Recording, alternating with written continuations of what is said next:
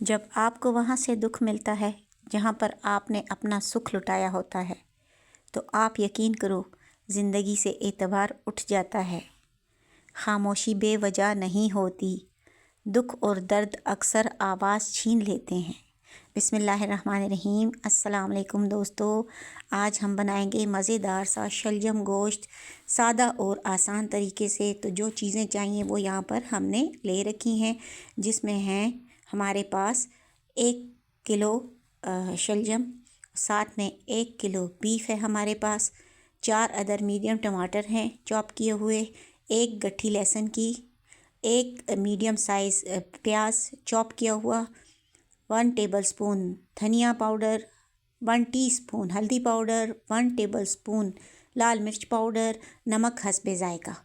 तो चलिए जी, ये सारी चीज़ें हमारे पास। सबसे पहले हम अपने जो शलजम हैं उनको अच्छे तरीके से धो के साफ़ करके कटिंग करके इसकी हमने इस तरीके से हमने इन सब शलजम्स को काट लेना है।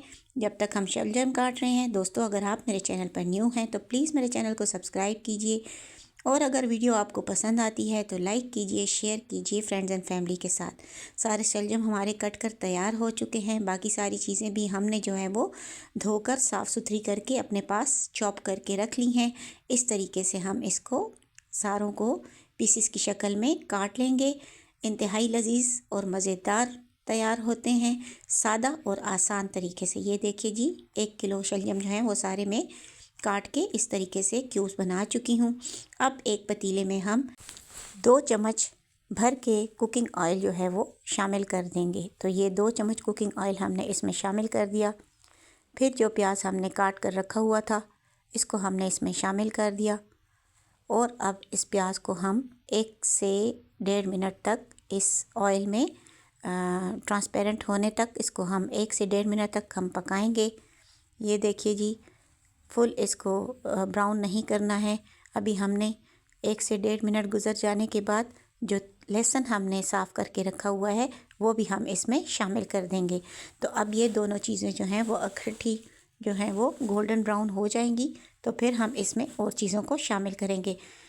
दोस्तों, मेरी कोशिश होती है कि मैं आपको आसान और सादा अल्फाज में चीज़ें बनाना सिखाऊं, सादा तरीके से। जो मसाले आपके पास घर में किचन में मौजूद होते हैं उनसे हम अपनी डिशेस को इंतहाई लजीज तरीके से तैयार कर सकते हैं।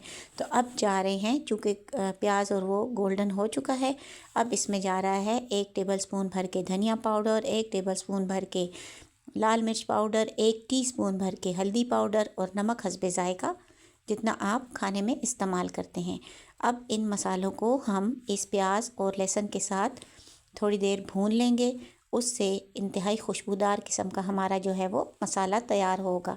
तो ये देखिए जी, आंच को यहाँ पर हमने बिल्कुल स्लो कर देना है ताकि ये मसाले जो हैं वो जले ना। तो बहुत अच्छी सी खुशबू आ रही है। अब यहाँ पर हम इसमें 1 कप पानी का शामिल कर देंगे, और ये देखिए जी, थोड़ी देर के लिए हम इसको इस पानी के साथ मसालों को बॉईल करेंगे ताकि ये अच्छे तरीके से अपनी खुशबू और जायका जो है वो इसमें शामिल हो जाए। तो यहाँ पर तकरीबन 1 मिनट तक हमने इन मसालों को थोड़ी देर पका लिया है, जैसे यखनी टाइप सी हमने बना ली है। अब हमने जो टमाटर चॉप करके रखे हुए थे, ये देखें जी, 4 मीडियम साइज़ टमाटर जो हैं वो हमने इसमें शामिल कर दिए हैं। टमाटरों को भी थोड़ी देर के लिए इसके साथ मिक्स करेंगे, ये देखिए जी, इस तरीके से। और अब हमने इसको ढक कर थोड़ी देर के लिए गलने के लिए छोड़ देना है ताकि टमाटर जो हैं वो सॉफ़्ट हो जाएं और लहसुन और प्याज भी जो है वो अच्छे से ब्लेंड हो जाए या सॉफ़्ट हो जाए। तो ये देखिए जी, 1-2 मिनट के बाद हमने इसको इस तरीके से चम्मच के साथ, जो टमाटर सॉफ़्ट हो चुके हैं, अच्छे से भून लेना है। और फिर भूनने के बाद जब मसाले में से अच्छी सी खुशबू आने लगे तो हमने इसके अंदर शामिल कर देना है जो बीफ हमने धो के साफ़ करके 1 किलो रखा हुआ था। ये बीफ हम इसमें इस मरहले पर शामिल कर देंगे। अब चूँकि बीफ को गलाना है तो सबसे पहले हम थोड़ी देर के लिए इसको टमाटरों के साथ भून लेंगे। भूनने के बाद हम इसमें 2 ग्लास पानी शामिल करेंगे और फिर हम इसको गलाने के लिए, अगर आप प्रेशर कुकर में बनाते हैं तो आप उस हिसाब से करेंगे। यहाँ पर मैंने इसमें 2 ग्लास पानी शामिल किया है। वो क्यों 2 ग्लास पानी शामिल किया, आगे चल के मैं आपको बताती हूँ। अब आधा घंटे के लिए इसको आप मीडियम आंच के ऊपर गोश्त को गलने के लिए छोड़ दें। ये देखें जी, आधे घंटे के बाद जब हमने देखा तो गोश्त हमारा हाफ़ डन हो चुका है। 1 ग्लास पानी जो है वो सूख चुका है, यानी गोश्त के पकने के साथ, और 1 ग्लास पानी अभी इसमें बाकी है।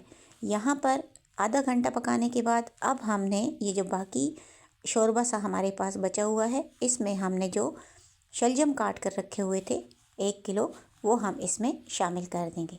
इंतहाई सादा और आसान तरीके से मैं आपको बता रही हूँ। ये देखिए जी, बहुत लजीज ज़बरदस्त किस्म की शलजम और गोश्त की सब्ज़ी जो है वो तैयार हो रही है। तो इसको भी हमने अच्छे से इस मसाले और गोश्त के साथ इन शलजम्स को मिक्स कर देना है, और मिक्स करने के बाद हमने अब इसको भी पकने के लिए छोड़ देना है। तो गोश्त आधा पहले ख़ुद से गल चुका है, अब आधा और जो उसमें थोड़ी सी कसर बाकी है वो इन शलजम्स के साथ वो गल जाएगा। तो अब देखिए जी, आधा घंटा हमने इसको और पकाया है, और आप देखें माशाल्लाह कितने ज़बरदस्त किस्म के हमारे जो हैं वो शलजम तैयार हो चुके हैं। तो दोस्तों, अब थोड़ा सा हम इसको गार्निश करते हैं हरी मिर्च के साथ। 4 से 5 हरी मिर्च काट कर हम इसके अंदर शामिल कर देंगे, और फिर हमने थोड़ा सा फ्रेश धनिया काट कर रखा हुआ था वो हम इसमें शामिल कर देंगे, और ये मज़ेदार सी हमारी जो है शलजम गोश्त की डिश तैयार हो गई है।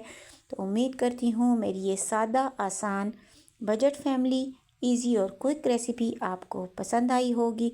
अगर रेसिपी पसंद आए तो प्लीज़ लाइक, शेयर और सब्सक्राइब कीजिए, और कमेंट सेक्शन में ज़रूर अपनी राय का इजहार कीजिए कि आप शलजम गोश्त जो है वो किस तरीके से तैयार करते हैं, और आप किस किस सिटी और किस किस कंट्री से हमारी वीडियो को वॉच कर रहे हैं। तो अपना ट्रेडिशनल किचन सीक्रेट जो है वो चैनल जो है वो सब्सक्राइब कीजिए, सपोर्ट कीजिए। आपकी सपोर्ट और प्यार की हमें हर वक्त ज़रूरत होती है। आइंदा मिलते हैं एक और आसान, सादा, लो बजट, इजी और क्विक रेसिपी के साथ। इजाज़त दीजिए। अल्लाह हाफ़िज़।